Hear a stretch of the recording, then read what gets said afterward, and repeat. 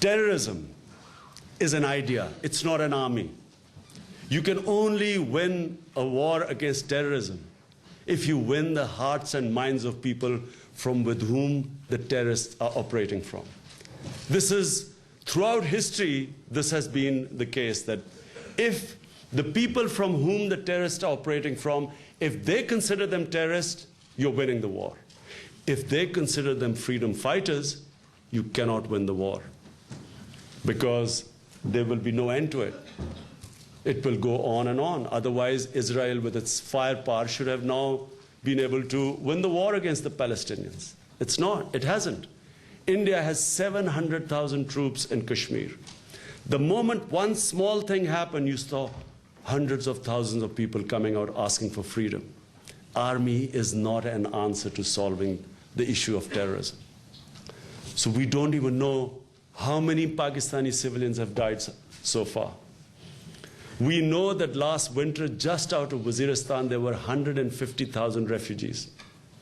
Out of Bajaur, last month, there were 500,000 refugees.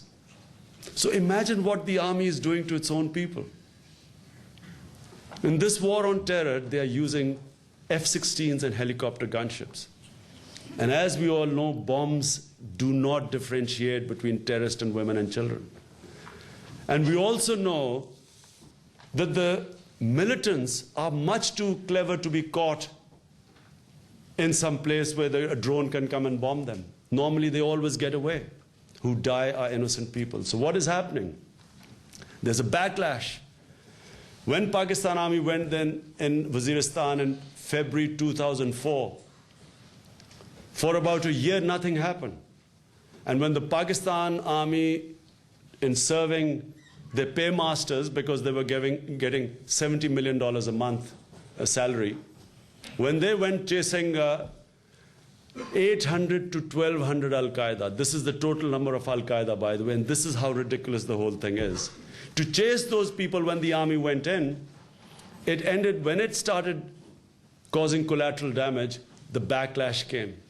And by 2007, there were so many Pakistani soldiers dying that the army was forced to hold dialogue, a peace dialogue, start a peace initiative.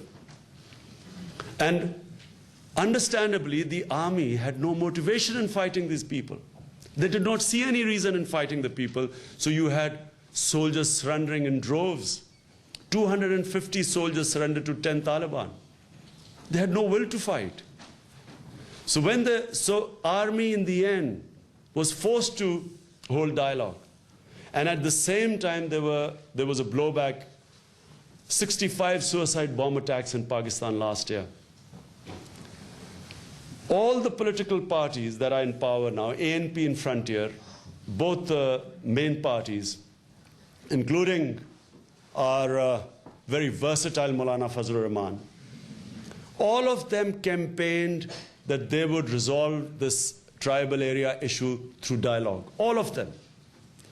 And what we have seen is that, again, the moment the Americans got their one window operation with Asif Zardari before they had Musharraf, they again pushed him to send the army in.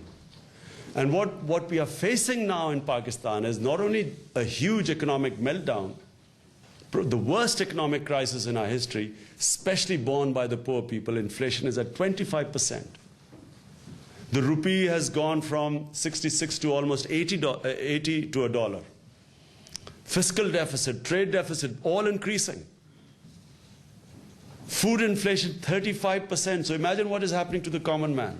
On top of this war on terror, with this blowback in Pakistan, if we have anything like last year's suicide attacks in the main cities, we could actually have a run on the rupee, because already there's flight of capital.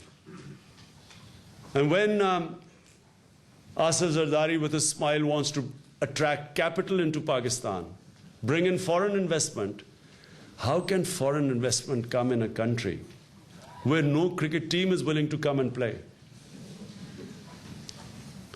So if this continues, unless there is a change of strategy, Pakistan is going to go the way of Cambodia during the Vietnam War. Cambodia was exactly accused just like Pakistan is being accused for insurgents coming in. And the Americans ended up bombing Cambodia, destabilized it. And in the end, you had the vacuum, Pol Pot, and the killing fields. 1 million Cambodians died.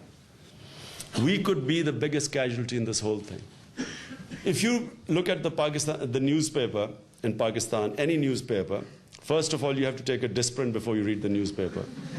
And then it starts from Balochistan all the way to Waziristan, Kuram Agency, into Khyber Agency, then Bajaur, then into Swat.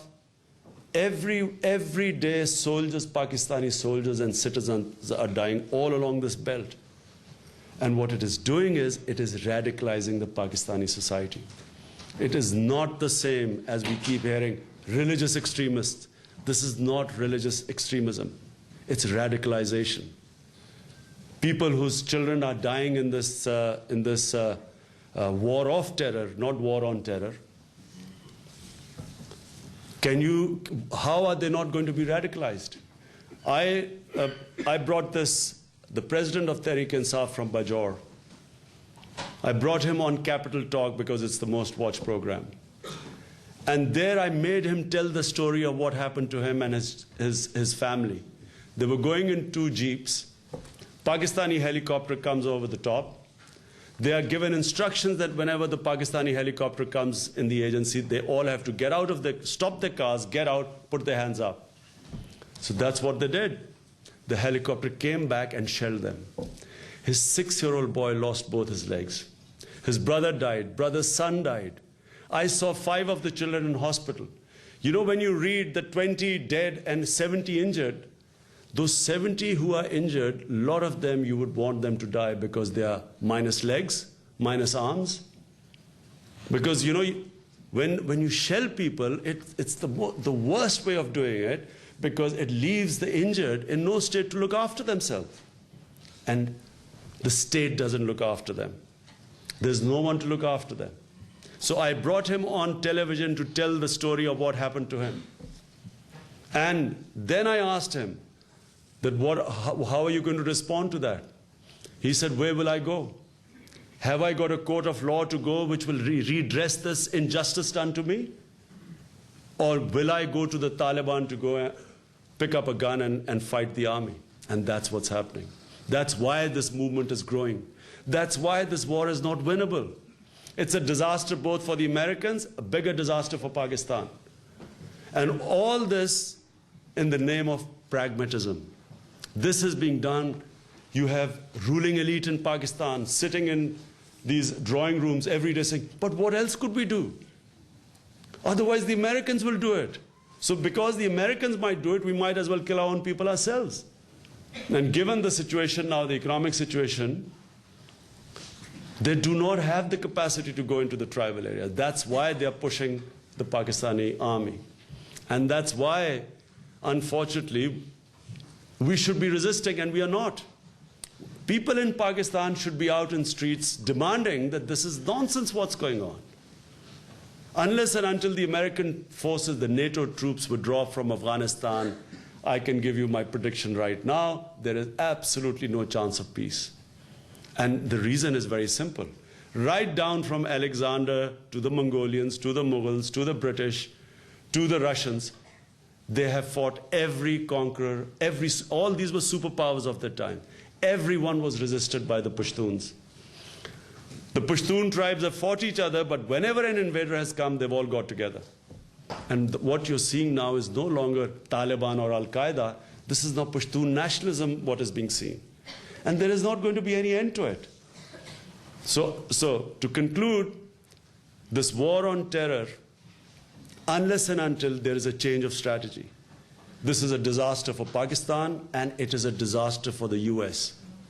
This is what they need to understand, because all the neighbors of Afghanistan are very happy that the US is stuck in Afghanistan. They want US to be stuck there.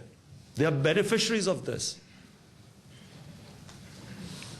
But Pakistan is what is going to be the casualty like Cambodia was during the Vietnam War. Thank you. I look forward to your questions.